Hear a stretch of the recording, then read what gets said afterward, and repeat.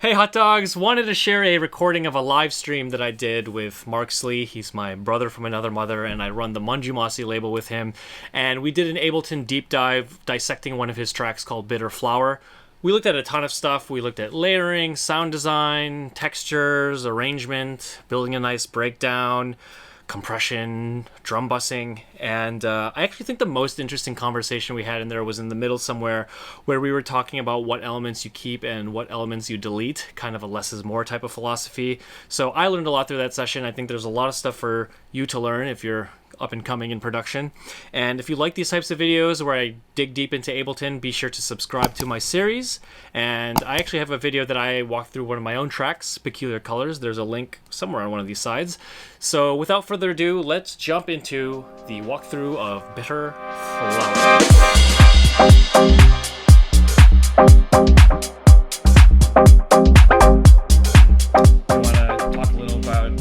The track, what you were thinking when you created it, where your mindset was. Yeah, totally. This track was produced actually last summer. My wife and I in the last half of last year had relocated to Amsterdam actually for about 6 months, which was awesome. And a nice opportunity for me. I basically took that time and mostly just focused on music production, which was really productive because it was kind of a little bit of a reset button on our social lives. We suddenly had a lot more time, didn't know as many people, didn't know as much stuff going on. So I was just really heads down. This was actually one of the first tracks I made over there. So I'll talk through that a bit. I was telling Atish yesterday, there's a lot of, this project's actually a little messy relative to some of my more recent tracks because I had kind of started experimenting with a few new techniques and using different types of effects and stuff. So this track, it's a good opportunity to show. I can kind of talk through some of the things I was just playing around with, and you'll maybe see a little bit of the debris in the project file of things that were attempted and not all of them made into the final track. But yeah, no specific, I didn't really have a specific sound or goal in mind. It was really just, I want to take this time, I want to focus on production, and I just kind of dived in and took a more see what comes out approach. Cool. So with that, let's just, for people who haven't heard it yet, let's just listen to the final finished master version, then we'll dig in on some specific elements. Yep, sounds good. Here we go.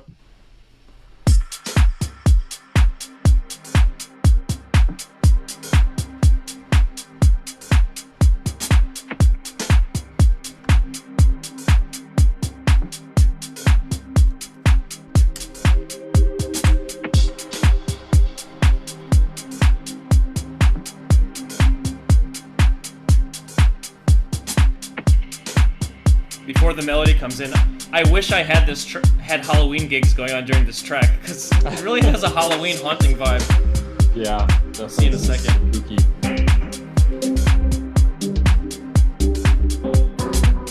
You actually have a few tracks that are in my Halloween playlist.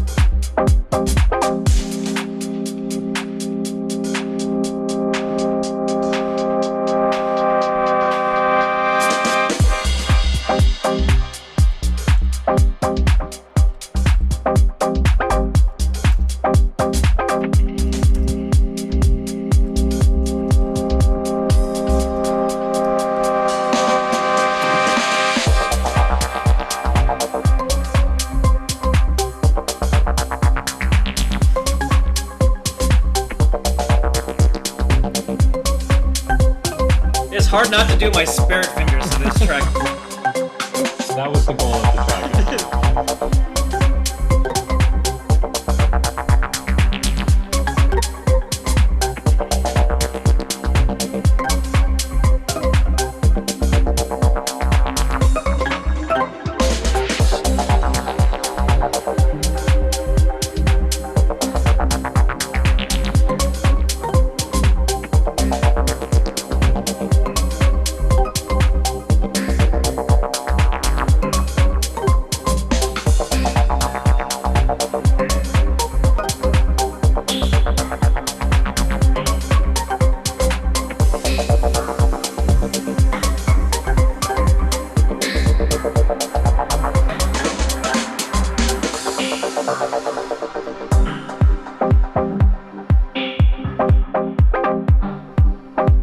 Ronnie says needs more detune.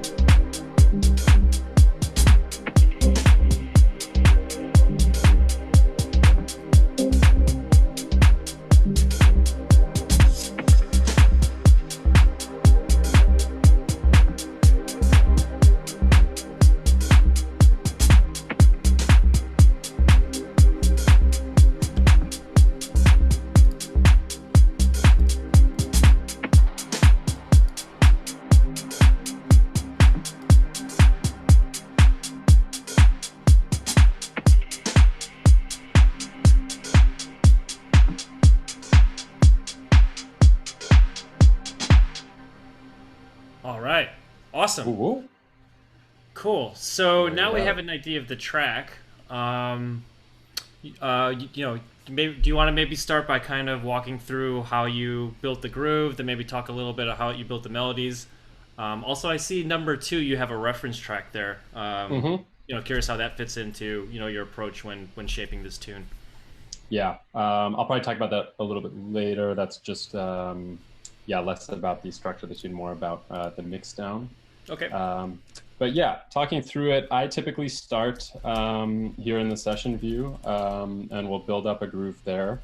I have a little template for my projects with just boilerplate tracks for kick, hi-hats, clap, some basic bass lines and stuff, just to avoid redoing that every time. But I will try to get out of session view as quickly as possible. Basically, as soon as I'll usually start with some basic drums, get a bass line going, and then try to work on some sort of main sound of the track.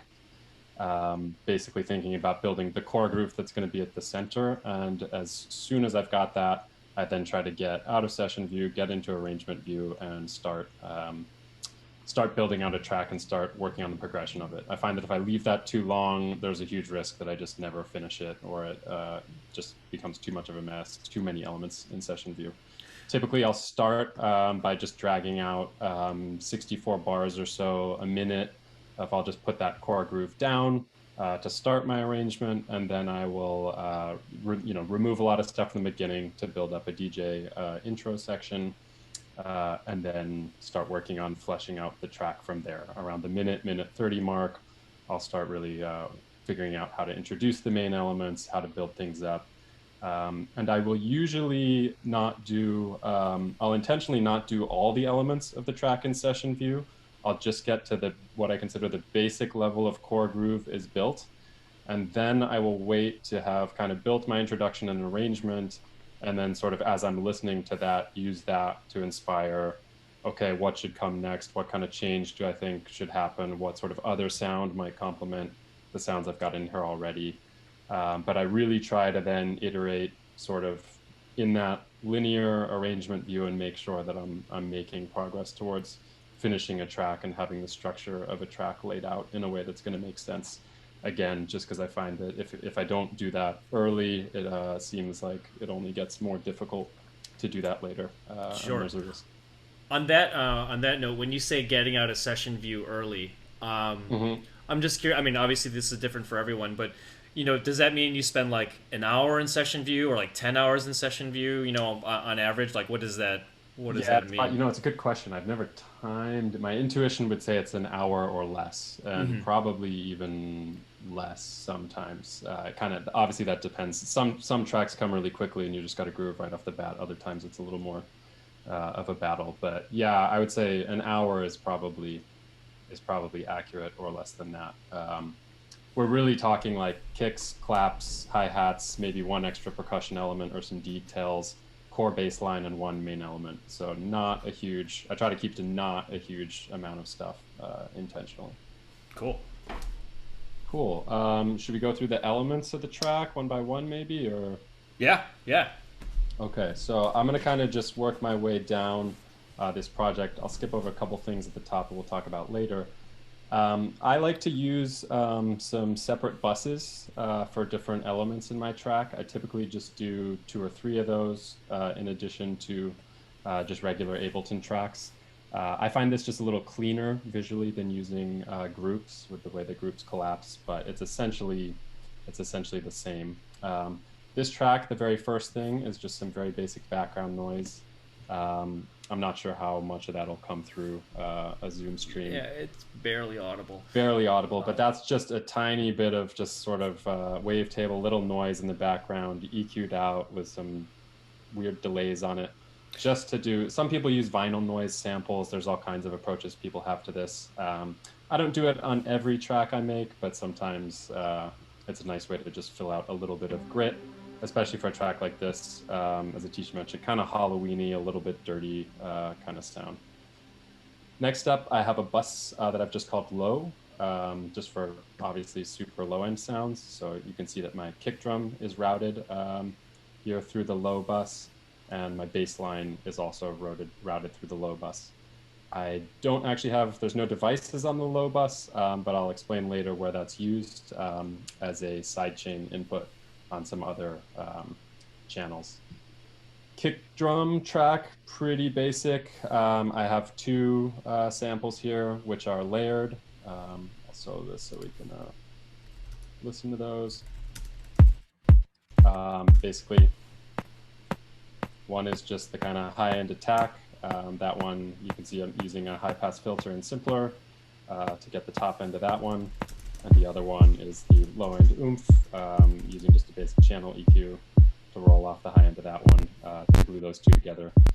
When did you decide to use channel EQ versus EQ8 or something else? You know what? I almost never use channel EQ anymore. I think I'd probably recently upgraded Ableton when I was working on this track, and the channel EQ was new. I was kind of curious about it. But I pretty much it's rare that I use it anymore. I usually just use EQ8 because just familiar with it and quick. Cool. One question from the audience. What dB do you keep your noise drone at? Oof, I couldn't tell you actually. Negative I don't do a 15 in the specific. mixer, Yeah, it's negative but that 15 on the doesn't mean anything. mixer. Yeah. Mixer levels, I would, Yeah, yeah, yeah. don't rely on that because it really just depends how loud the source material is. Yeah. That one's really a like test by ear, Uh-huh. and sometimes that I'll just A/B with other tracks that have a similar kind of vinyl noise feeling. Um, Less is more on that. I usually like it shouldn't. I usually go for like threshold audibility, so it's just a little bit of grit. But if you're hearing it too clearly, I think that's generally not good. Um, Last thing on the kick there is just there's just a compressor plugin. I really like this Supercharger Native Instruments plugin. It's got like a little bit of saturation and distortion in it that's sometimes nice for fattening stuff up. Here you can see, I'm just using a bit of warming it up a little bit, just get a little dirt on that kick. Okay, moving on. There's one other sound that plays against the kick. I'll play these two together.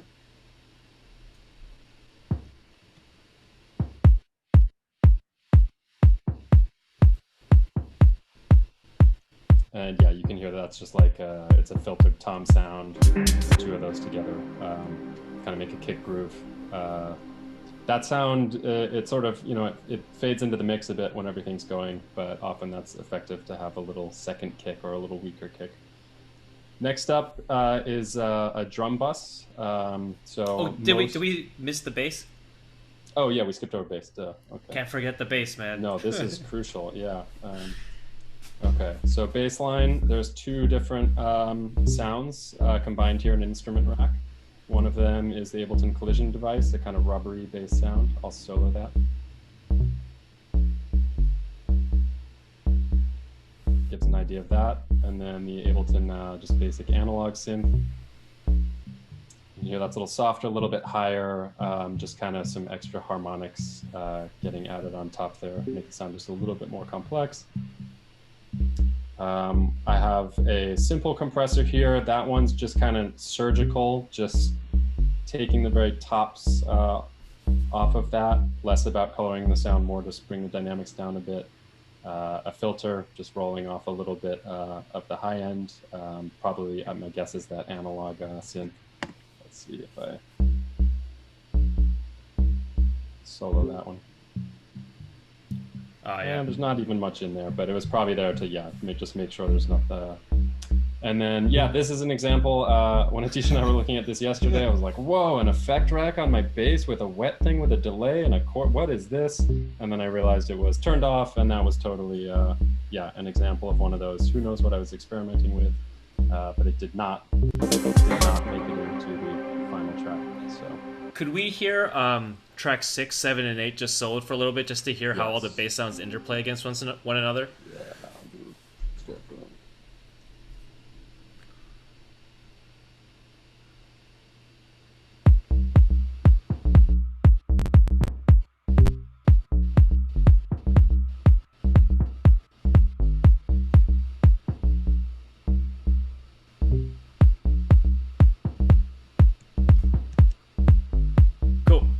Yeah, I think one thing to point out here, I talk about these in a lot of my sessions, is to make sure you don't have a lot of, and obviously this is happening here, you don't have a lot of bass sounds stepping on top of each other. They each have their own kind of space to interplay off one another.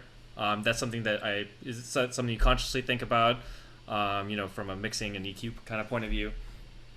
Yeah, I definitely do that very intentionally, and a lot of it's rare that I'll put a bass note right on a kick. Sometimes you need it for certain grooves, but I find that the kind of sort of little swingy, techie kind of groove thing usually works well when it feels like the kick drum and your bass note are almost sort of in a dialogue, pushing and pulling back against each other rather than landing at the same time. There's definitely some tracks I love, obviously, where you can get great results with a super strong bass hit on a kick as well. But I do tend to try to avoid it. And that helps a ton with just simplifying Mixdown. Cool. Good observation. Cool. I'll go through the drums here. I'm just gonna play the full drum bus together for a second. Give a sense of what's on that.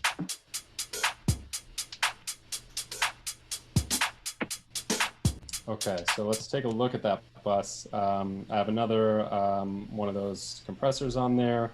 A little more here. This time you can see I'm using a little more of that saturation, a little more of this brightening, mild distortion, just give a little crispiness.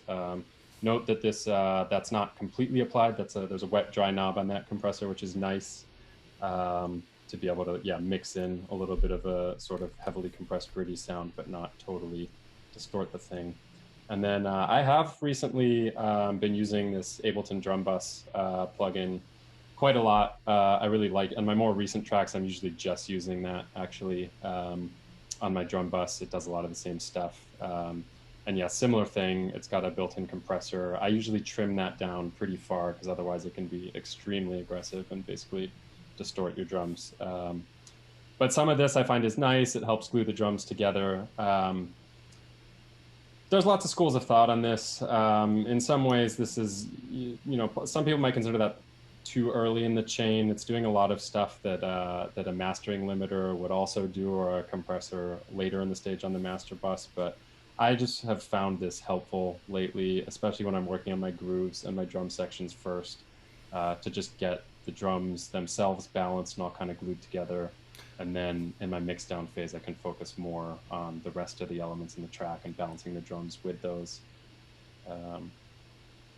So yeah, sometimes there's this nice boom feature where you can actually tune a little extra low end on the kick drum. You can see I haven't used that on this track, but for some tracks I will do that. Specifically what I was talking about with your kick and your bass working together to kind of tell a story. For more melodically, tracks that are more melodic in the low end, sometimes I will pay attention to what key my track is in and get the kick. If I'm in C or G or whatever, get the root frequency on my kick drum to be that same frequency and just add a little bit of this this boom to that. It can work really well. And to what Atish was saying, you can then almost have your kick drum function also as it ends up feeling like a note in the bass line. Sometimes if you do that the right way, depending on how close it is in frequency to the bass sound itself. So just something worth pointing out. Here again, I'll notice, just again, this one also has a dry wet control. So with these things, yeah, that's often worth playing with when you're doing your mix down, is not having it 100% on with these effects and kind of dialing it up to that threshold where you're noticing it, but it's not overpowering. You can go through these drum tracks individually, just see what's in there. There's not a crazy amount. Claps, a couple layered claps. I'll do that to get a little more width sometimes on the sound. You can see these are panned separately. That one's over on the left. This one's a little more on the right. They glue together, get a little bit of a wide feeling. Sometimes I'll use random pan in simpler. I don't think I did it on either of these. Just to work a little bit of variation of these little sounds. It's minor stuff, but it all sort of adds up to helping a track not feel quite so static. A little bit of overdrive on those claps, a little bit of this reverb is more kind of an effect that you could hear was actually used. You can see the automation here on it in a little breakdown.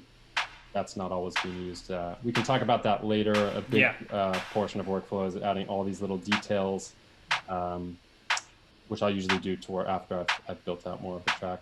Yeah, let's get into that later on for sure. Chorus to widen, and just an EQ to get any low-end junk out of those claps. Make sure they're not bothering any bass stuff that is unwanted. There's a kit which I've used for the main hi-hat groove on this one. Usually I wouldn't do this, I'll just say. Usually I have separate tracks for my main hi-hats, which it can be a little bit easier to manage when it comes to arranging and seeing when you're having your hats dropping in and out. But in this one, yeah, I used an acoustic kit. This is an Ableton Live pack, a sort of pre-built acoustic style drum kit. I didn't build that myself, that one's out of the pack.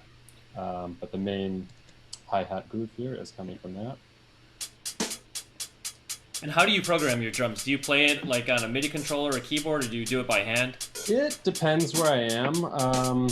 I will sit, like if I'm at home and have my keyboard right there, I'll usually tap it out first and then edit later. But increasingly these days, I've gotten comfortable working just on my laptop in wherever I happen to be. So sometimes I will just program those out with the mouse and brush. Other times I will just use the Ableton MIDI keyboard mode, just where the ASDF keys become. So kind of all three. But as a workflow note, I will say that that's been huge for me. I used to be very, I got to be in my studio. That's where my setup is. That's where all my things are. And that's where I work on music.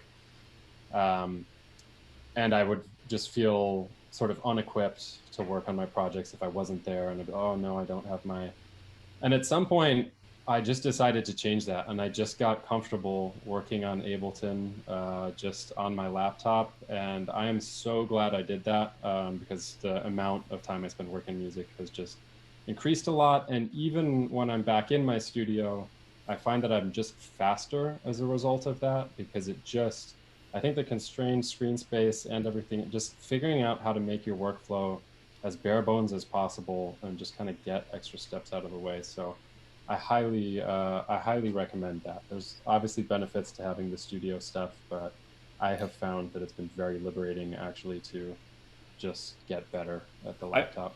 I found that I had a similar feeling. I would actually start really looking forward to flights, because that's when I would have like focused studio time. I have no emails, no distractions, like no one like calling me, and then it's like, okay, this is, I don't have any of my MIDI controllers. I have to use this time productively, and I agree with you. Having that flexibility is huge.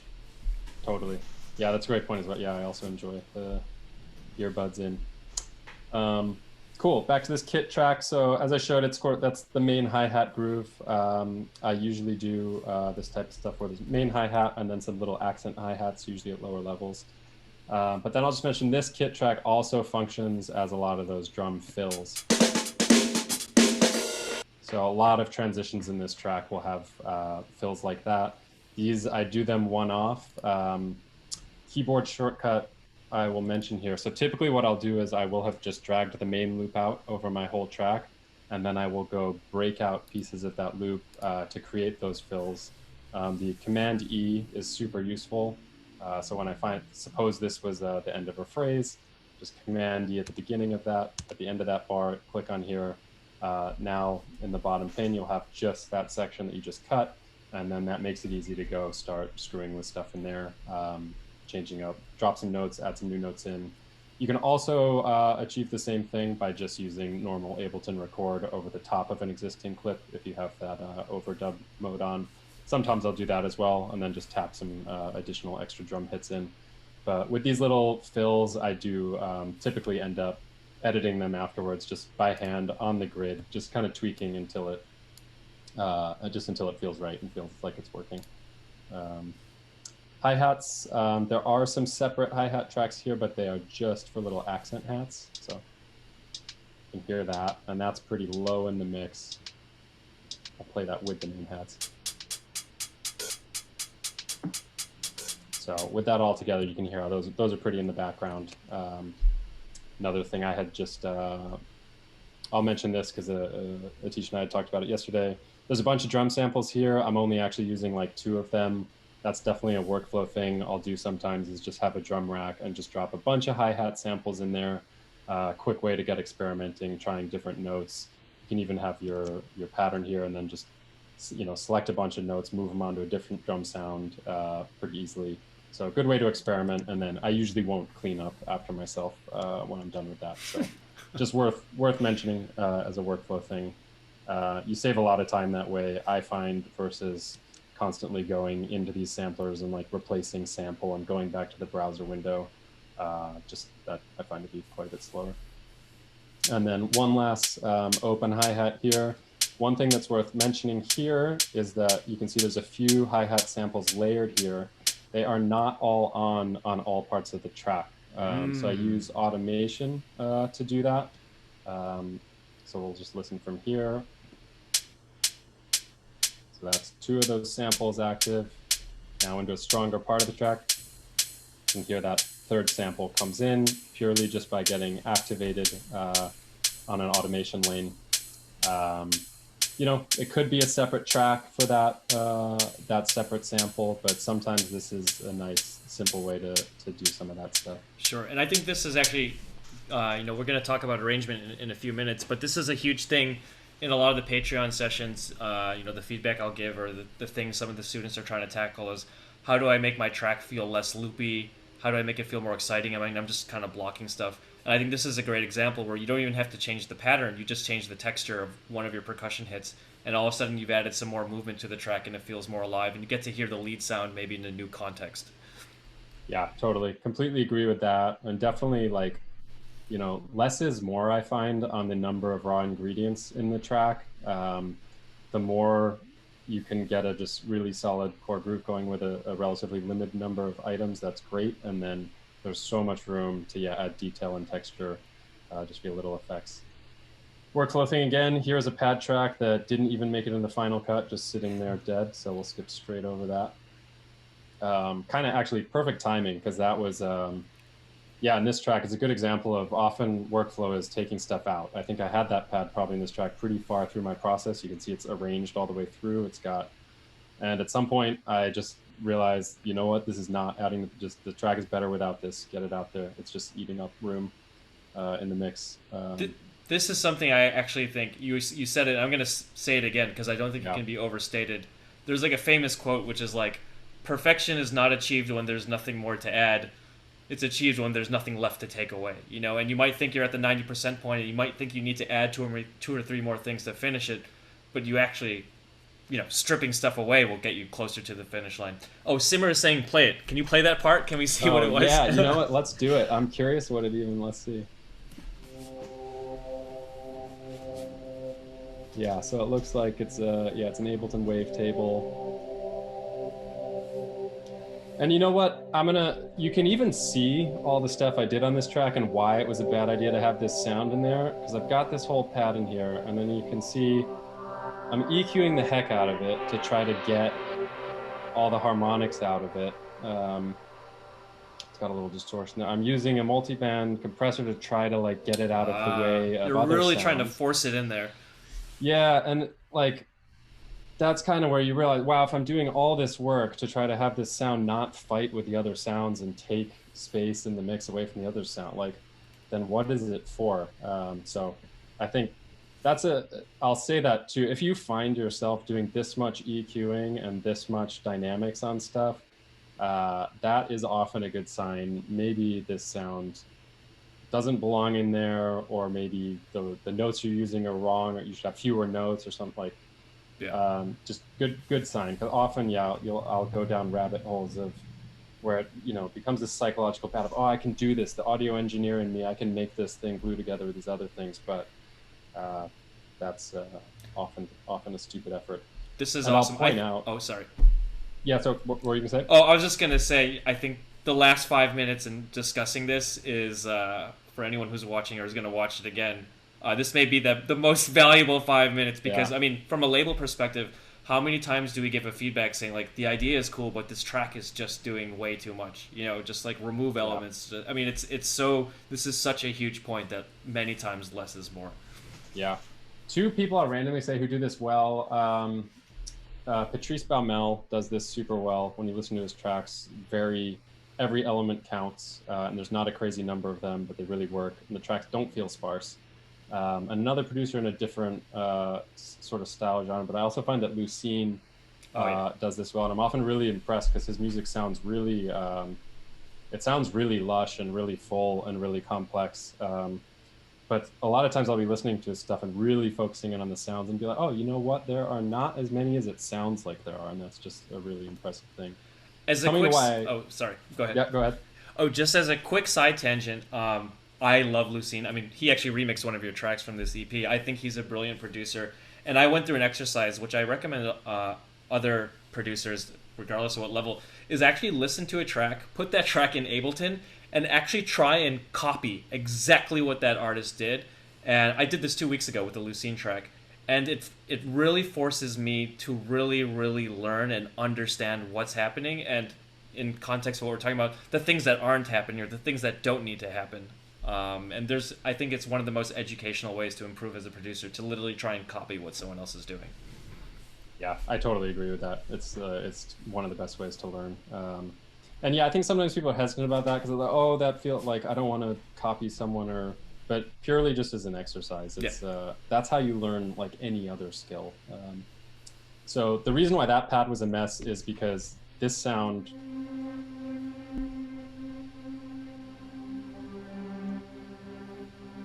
is really the main kind of spooky pad sound going on in this track. That's kind of the background, fills out those mids.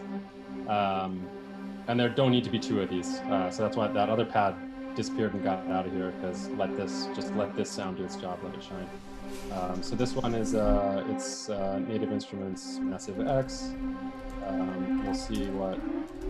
I mean, let's not go into that. Who knows? Yeah, let's try and. Plenty of stuff in there. Yeah, since we're doing an hour, I think we're excited to get to arrangements. So let's maybe. Yeah, forget it. So that's got just some panning automation, some EQ. Here's where I will mention the reason why that low-end bus existed is because here I'm using multiband dynamics to make sure that this pad gets out of the way the kick drum and the bass line, so that the kick and the bass in this track are really pronounced, even with these pads going on. So you can see I'm only using the low and the mids here, sidechain input from my low bus. So both the kick and the bass will cause that pad to duck a little bit, make sure the punch is coming through. I also I'm doing similar side chaining with a couple other tracks, which we'll get to in just a moment. And the reason for that, again, is because these strings are really the background element, and the sound does have a lot of mids in it, so you want to make sure it gets out of the way of other elements that are actually the melody of the track that a listener is going to be locked in on. So one of those is this.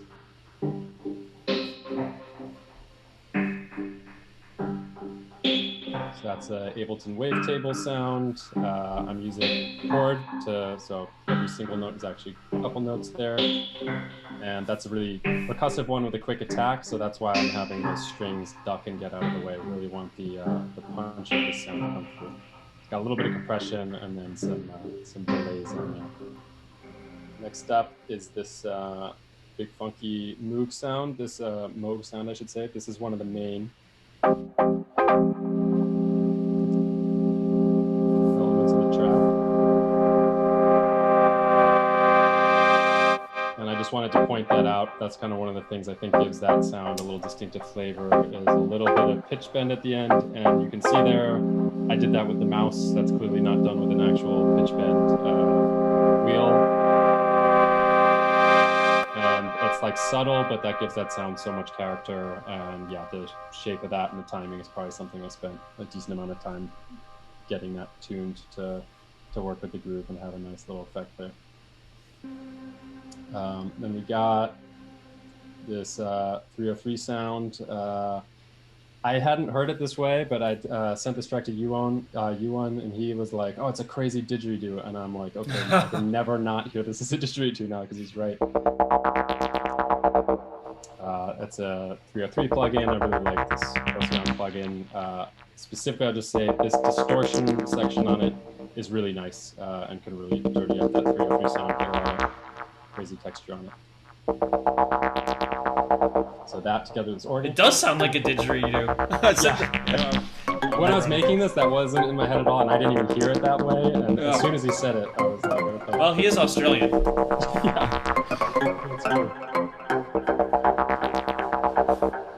So those two really work together as a call and response. You can see there the 303 repeats. It's more this sound, it's the notes are the exact same. It's really all about the automation that makes it not feel like the same thing happening over and over again. That subtle difference.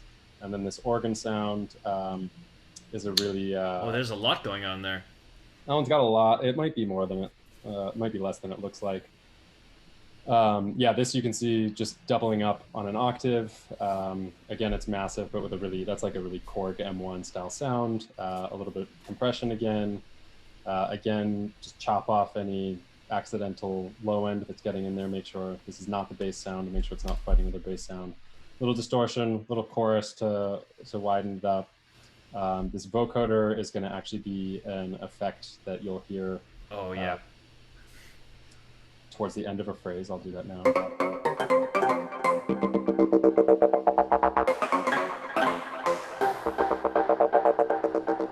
So So that's not a main part of the sound, but it's in that end of that phrase. You hear that noise kind of getting mixed in, and that's more of like a fill or a riser than a core part of the sound. So two things I just want to throw in. I think this vocoder noise feature is one of the overlooked or unsung heroes of Ableton.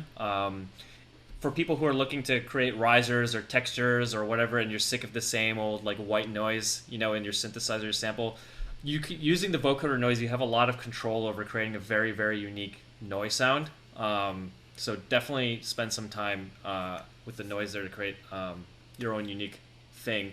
And the second thing, I actually just want to rewind back because you mentioned call and response, and this is something that I heavily talk about in my sessions, and even when I did a walkthrough of Peculiar Colors, there's call and response happening everywhere. And that's actually the reason why I wanted to choose this track off the EP, because what we're talking about right here, there's a very, very textbook example of call and response. Could you just play that section and then just talk about the importance of call and response, and is this something you consciously think of or something that just kind of falls into place on its own? Yeah, totally. Sorry, too much stuff.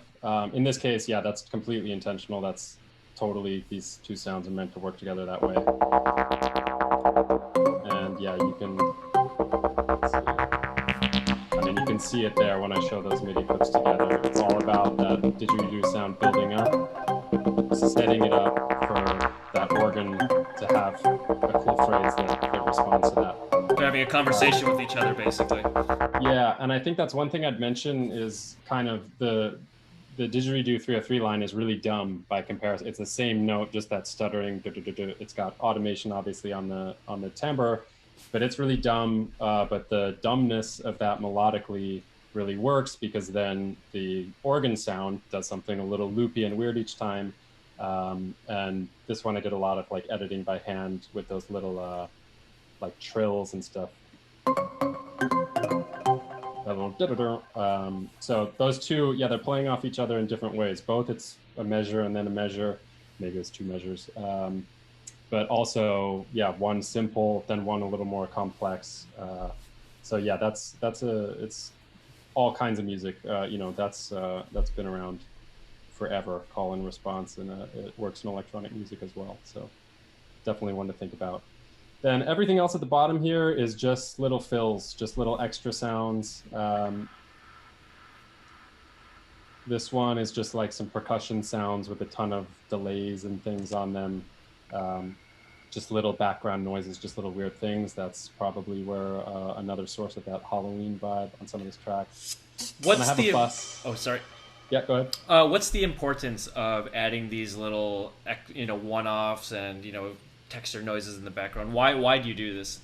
Yeah, I think there's two. One is to get away from the track just feeling too static. If there's other ways to get around that, you can do it with more effects or more variation in your main elements. But often, the analogy I'll give here is sort of like, if you want your music to, it depends upon the genre, but I like my electronic music to not sound too electronic and too clinical. I like it to sound, I'm using some acoustic drum samples in here, some sounds that are kind of organy, different things.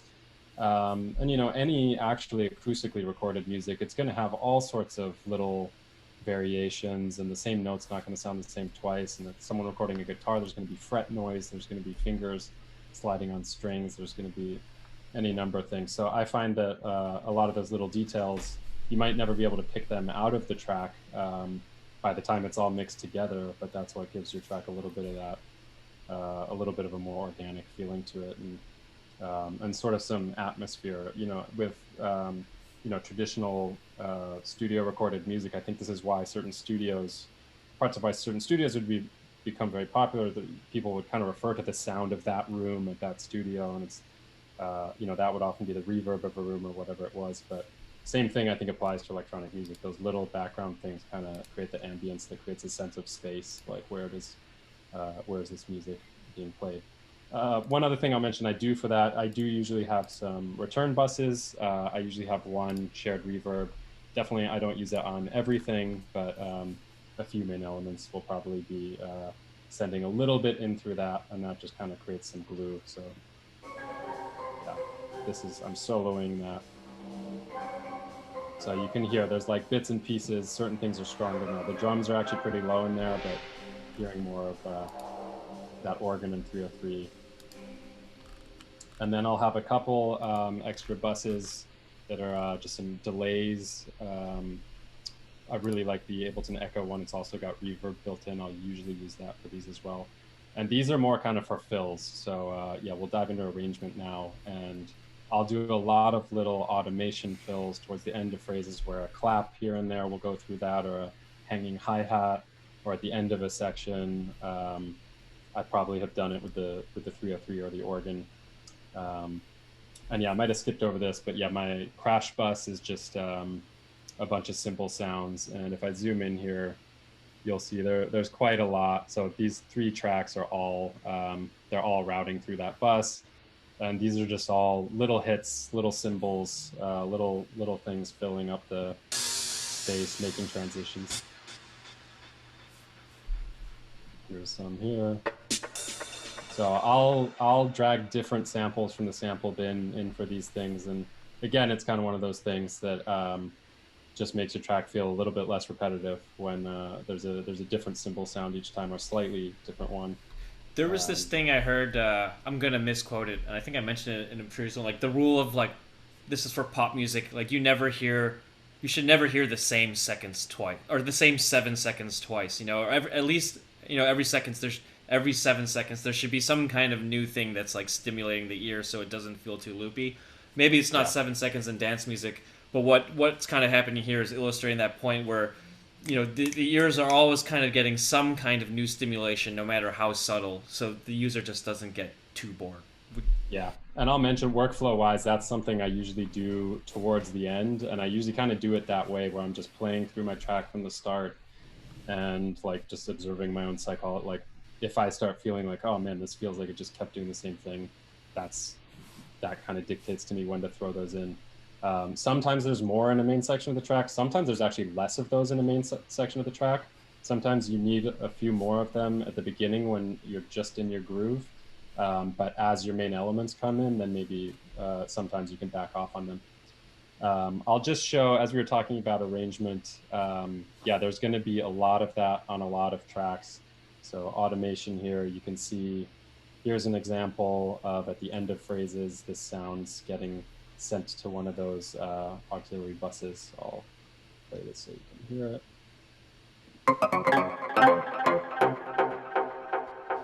So that's that delay bus now, you can see here. So there's a lot of that type of stuff going on. That's going to happen on drum sounds as well. You can see here just even this, just the clap track. There's the end of the phrase here. So small thing, just those little delay tails on the drum there.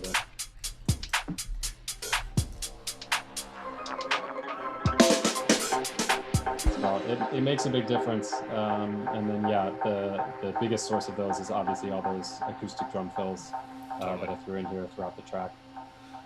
So one thing that's interesting to notice there is how a bunch of different things work together to create that fill phrase. If we just listen to this kit, doesn't sound like a ton happened there actually, but if we listen with the... So there was a few other things happening at the same time. Noise sweep. There was a ride cymbal that when the kick dropped out, the last kick drum was here. That's one thing I'll mention. It's often worth, when you're dropping your kick out, often really helps actually leave one kick drum on the downbeat of the phrase where that kick is going to go away, rather than having it stop like this. It makes a little more feeling of oomph and punch to the drop in that phrase. And then you can see that last kick drum coincides with a ride cymbal that's going to hit right then. That kind of sets up this whoop, and then everything went away. Whoops, we're still a bit. Let's do that again, so. Oh, I'm going to start doing that. Putting the kick on the one. I never tried that before. No, I do that a ton. I didn't do it in this track. A lot of times also at the end of phrases, similar. I'll go break this up, and for this last one, like throw an extra kick drum in. Let's see how that sounds. Subtle difference, but yeah, lots of little things like that. So arrangement for me, a lot of it as you can see, looking at this track, not a crazy number of elements, and the arrangement looks kind of static, honestly, when you look at it this way. So much of the variation in the track is in those automation lanes, in those little fills, in those little hanging reverbs and delays, in that Ableton vocoder, building some noise up into the tail end of a phrase.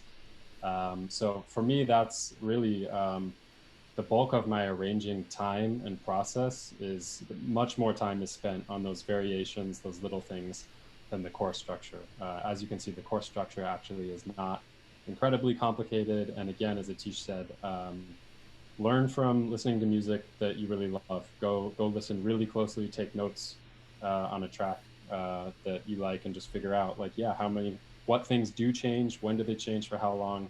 Often, as Atish said, you might be surprised that less is changing than you might have thought was changing in there. But it's all about how you do it. Actually, I didn't even realize this when yesterday or even today. I mean, if you drop the first two tracks, this track is actually only 23 tracks, which is not very much, for, I think, compared to a lot of dance music tracks that I've created or that I see, which I think is a testament to you can have a full sounding track without having to throw everything in the kitchen sink in there.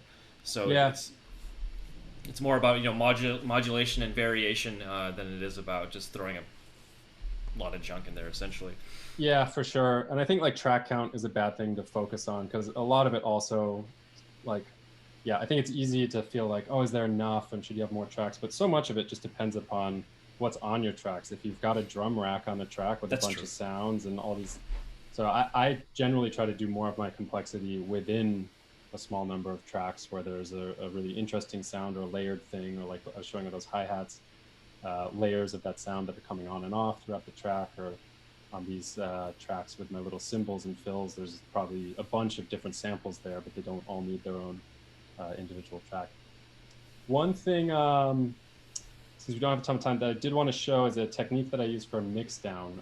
So when it comes time for Mixdown, I really like to use a reference track just to help me kind of get stuff, make sure I'm like in the right ballpark. Obviously, don't rely too heavily on trying to exactly match some other track, but I have this setup where I create a dummy track in Ableton. You can see this is called reference here. It's actually disabled, and it's not even going to the master bus. I set it straight to the external outs and muted it. And then I've got a track, here's one by Addison that I had liked at the time I was making this. And I put that on there. It's routed to this reference thing, so we won't actually hear it. If I play, you're not hearing this at all. If I click solo on that reference thing, then suddenly I hear this reference track. Super useful as you are doing your mix down, to just kind of be able to jump back and forth, and that will help you hear if something is obviously wrong in your mix. It's not gonna do the final part of getting your mix perfect, but it's really helpful for catching, like, whoa, this just sounds totally off or really backwards. So as I'm going, I can kind of switch back and forth between those. I'll demo that here.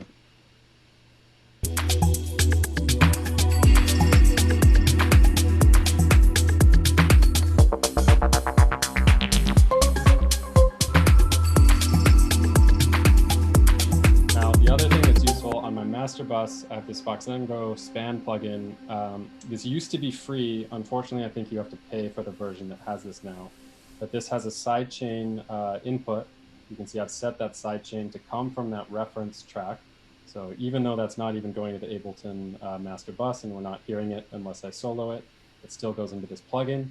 And then this plugin lets me have an underlay, and I can see a spectrum view of both my mix that I'm working on and this reference track without hearing the reference track.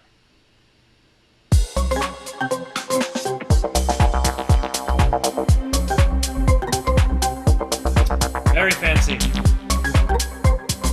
Yeah, so super helpful. Again, worth noticing, they didn't match exactly. There's some clear differences. You definitely see in my track how the organ and 303 really jump out. So don't get stuck on trying to match some other track exactly. That's definitely not the right thing to do, but seeing that you've got enough energy across the frequency spectrum and that you're in the right ballpark, I find that just helps speed up my mixing, especially at the beginning, like to get a rough mix dialed in that way. And then of course you've got to work on your own track and really figure out how it should be mixed. But I find that super helpful. One other thing I'll just mention, I usually do, once I've gotten into arrangement review, have my main elements, I usually will put a like mastering limiter on my master bus. Just because the reality with dance music is, you know, that's going to happen in the mastering process. And sometimes it does change how some of your sounds behave. So it's worth, as I'm doing my mixdown, I will work on my mixdown with this both on and off. That maximizer, the mix should obviously sound good both ways. But with a limiter on, is going to be sometimes closer to what's going to end up happening to your track when it gets mastered. So I do like to at least check that. But of course, delivering a pre-master, I will then remove that when it comes time to deliver the track as a pre-master. Cool, very cool. Cool. You should publish a someday just a Yeah, quick list of instructions of how to do the Voxengo thing, because that's super useful for nailing and referencing a mix. With just a few minutes left, unless there's anything specific you want to cover, I would love to, if you could just spend a few minutes just talking about the arrangement and how you approach the arrangement, and when you bring new elements in and when you take them out, and how you talked about this a little bit too, how you glue them together and transition from one section to another one. I think that's, for myself and for a lot of people in my program, that's like probably the hardest part. They have a great idea. Now, how do I arrange that idea to become a good track? And I know hard to encompass in 5 or 6 minutes, but maybe just a high level. Totally. Yeah, I think some of it is so some parts are formulaic. I as I mentioned before, I do work linearly through the track, so I don't build out the entire arrangement first. I kind of start with the intro of the track, and I try to work from start to finish, building up the arrangement as I go and making it to the end. So I typically start with that core groove I had described earlier from session view. So that would probably be, for a track like this, it'd be like the noise, it would be the low end in those drums, and then maybe like the strings. And I think with this track, I had like the Moog sound first, or maybe I just, because it's here, I'm tempted to say maybe I had that sound first. So then I would drop those onto usually roughly this section, 64 bars. And then I will just erase stuff to build it up. So I'll go back to the beginning, take out the bass line, take out some of the drum sounds, maybe simplify some hi-hats. Typically have bass come in after, 16 bars or so is usually good. Sometimes 32, depends how big of a bass sound it is. If it's more part of the groove, have it come in a little bit earlier. If it's more kind of a bass driving a melody, maybe have it come in a little bit later. Build up hi-hats, build up a little bit more of the accent sounds and fills as you go. I'll still do a lot of those little transitions though. So even, only 16 bars in here, we'll hear.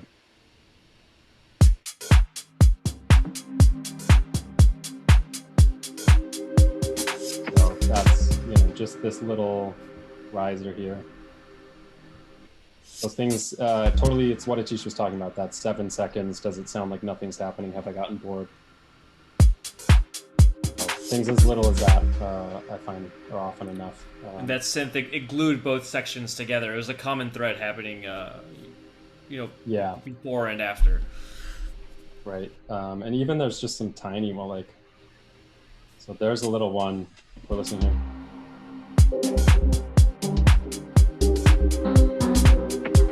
Yeah, probably hard to pick out in the mix, but there's I didn't even hear it. I'll have a lot of those.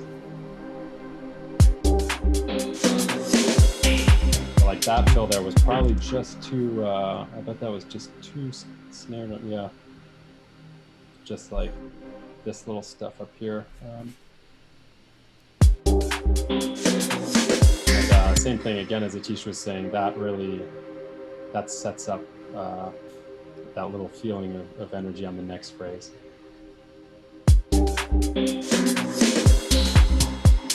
From there, I usually like to do, I should probably try to break out of being so formulaic, but I usually do a mini break somewhere around 1.5 minutes, 2 minutes into the track. that'll introduce one main element. I'd say this track has, I'm thinking about the main elements of the arrangement here. There's probably only really 4 sounds. There's this one.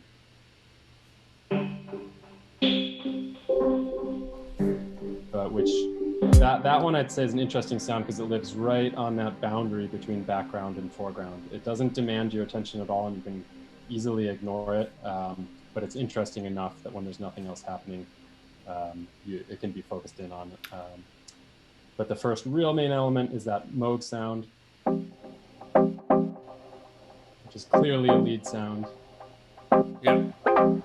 Clearly telling a story. So that's that first break, minute and a half here, so 2 minutes. And that's what takes us in to the main section where those are firing.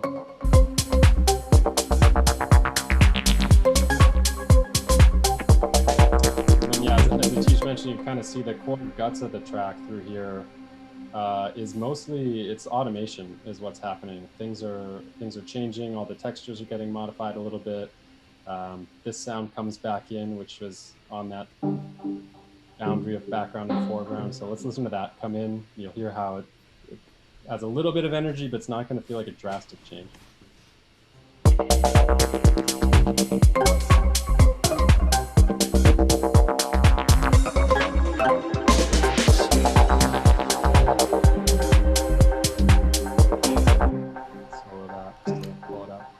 And you drop the lead as well.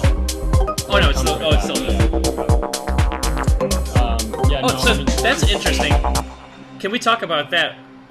Because I think that's an interesting little arrangement detail. You drop the organ for 3 measures there. Yeah, totally. That it was kind of that. This sound's coming back in, so dropping the organ leaves a little space where you can pick up that change a little bit more and like, oh, it's different.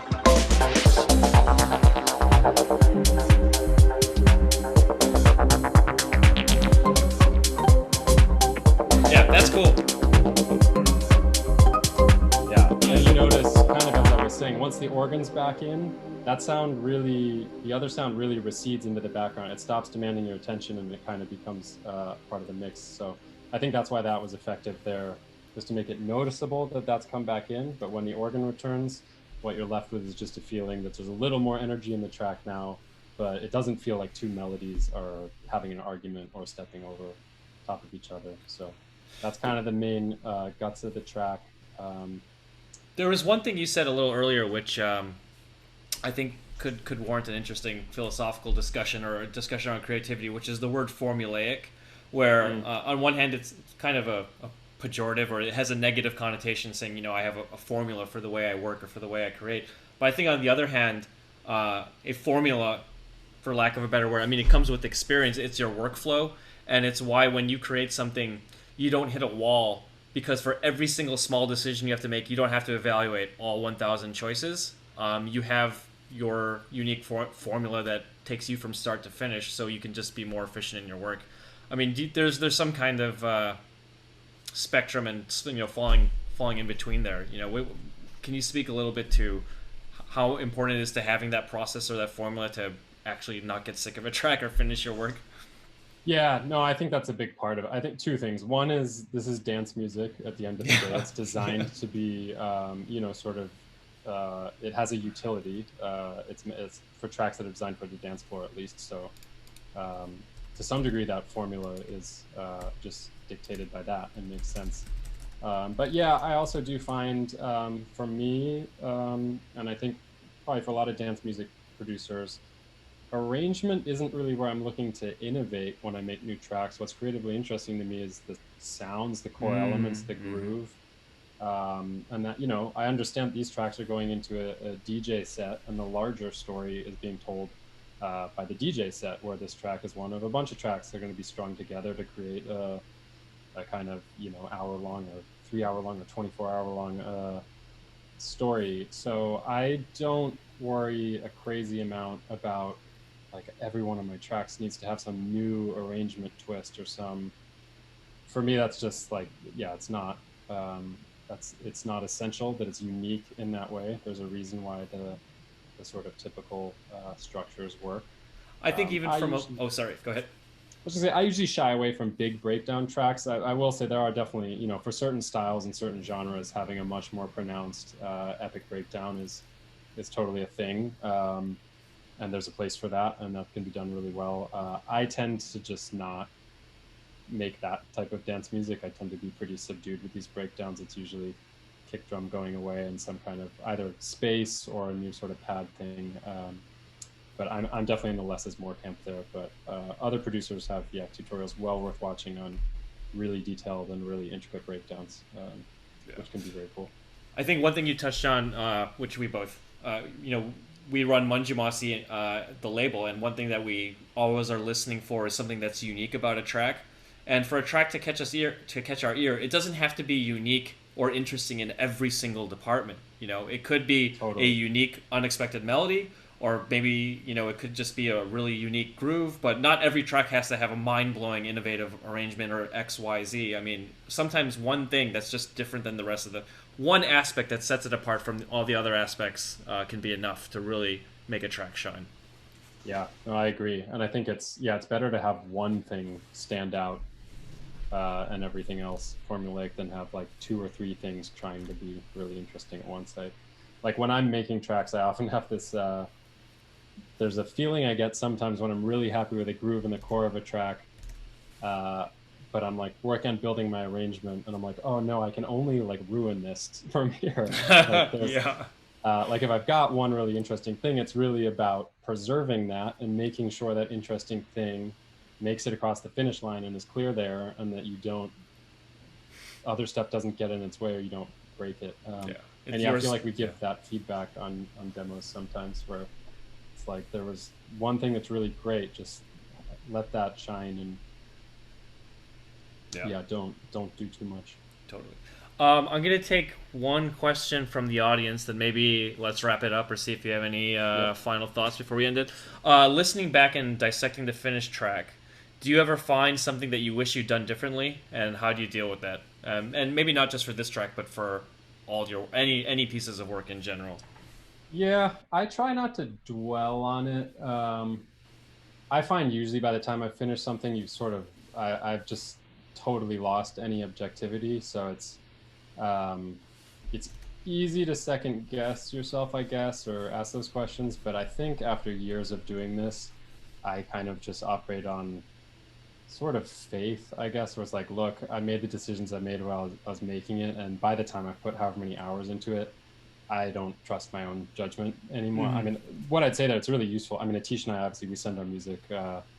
We'll send things back and forth to each other that we're working on, get feedback, do that kind of thing. So that's super useful. And that's, it's not an exact answer to your question. It's almost an answer to a slightly different question, but it's like use other people for that towards the end of your process. 100%. And afterwards, I think, this one, it was interesting because, as I said, this track was probably started like July of last year or something. And I'd mentioned to Atish when I looked at this, I was like, oh, this is a little bit messy, but I can see that the tracks I've been making recently have simplified versions of some of the things I was trying out in here. So again, a slightly indirect response, but that's sometimes what I'll take away is not, oh, I wish I'd done this differently on that track, but more like, oh, cool, on the next track, I'm going to incorporate that thing that worked well and see what more can I do with that? Where else can that go? So this, for instance, was one of the first tracks where I really started working on those like acoustic drum kit fills. Yeah, and that's really become something I've just focused on a lot in more tracks recently, as well as stuff I was experimenting here on putting more sort of little noisy, flangey, phasey chorus stuff on hi-hats, and that's also become a recent staple for me. So I would say again to the thing about dance music, like, it's dance music. Tons of it is coming out. It's moving really fast. It's definitely not worth, especially when you're starting out, trying to care too making a masterpiece every time. You're going to make more dance music. You should keep with it. Focus on making each track better than the previous one.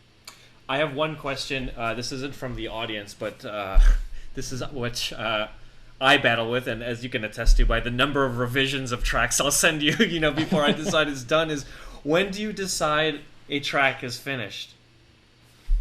Yeah, I think I kind of lean on, as you were saying, just a sort of workflow that I go by now. So it really, because I work left to right through the track, it kind of just happens when it happens. I'll get the full thing, I'll make it to the however long it's going to be, and then I'll start working on those details. And just by the timing of it and how it works out, honestly, usually by the time I've reached the end of doing all those little edits and those little fills and things, I'm usually also just sort of tapped out at that point.